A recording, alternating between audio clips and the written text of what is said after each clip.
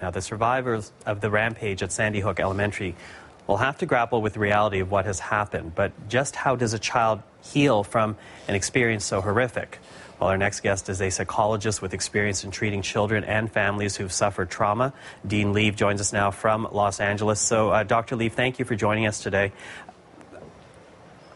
I want to begin here with the idea of post-traumatic stress disorder. We certainly have talked about it with adults coming back from war or coming back from horror. Do children also experience PTSD?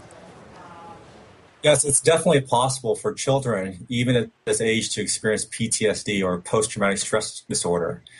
And a lot of these children, they do not have to be directly exposed to what happened. They can be hearing about these incidents and still have the experience of PTSD. And that's the scary part. And so there are children all around the world who have seen images of what happened here. And many of them are traumatized indirectly and may develop PTSD. And if that's the case, it's pretty important that we, as parents, as adults, adequately address this issue. Now, there are various ways to address this issue of PTSD.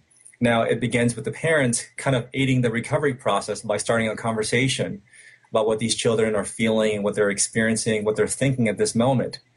Now, they see that their child is having flashbacks or memories and images of what happened before as if they're reliving these moments. It's a sign that they're struggling with this condition.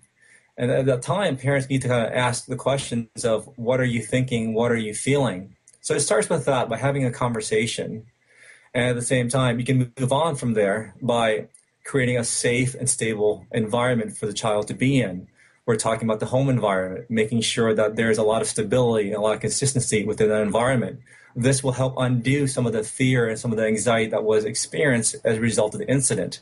Okay, Dr. Leav, I'm going to interrupt you there very quickly because you're kind of going on to the prescriptive part of it, and we'll get there. But I do want to ask, what symptoms should a parent look out for? If you're saying it's not just children who are at the school, but also children who may see these images through various media, what symptoms do parents need to look out for here?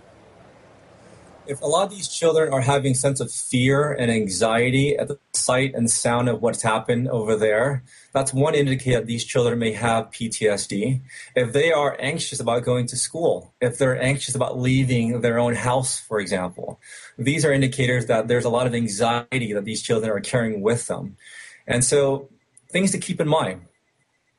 Now, what then does a parent do? If their child is exhibiting some of these symptoms that you're referring to, what are the steps a parent can take to help alleviate these issues with their children? Well, I think it starts with having a conversation about what they're really thinking and feeling in response to these incidents. Now, a lot of times parents are kind of afraid to bring up these subjects because they're afraid that it'll lead to other things more negative. So I would say have a conversation and create a space, an opportunity to discuss what their kids are feeling and thinking. Provide clarification. If a lot of times kids may have a very inaccurate perception of what really happened, and so provide clarification and instill hope, if possible, into the situation.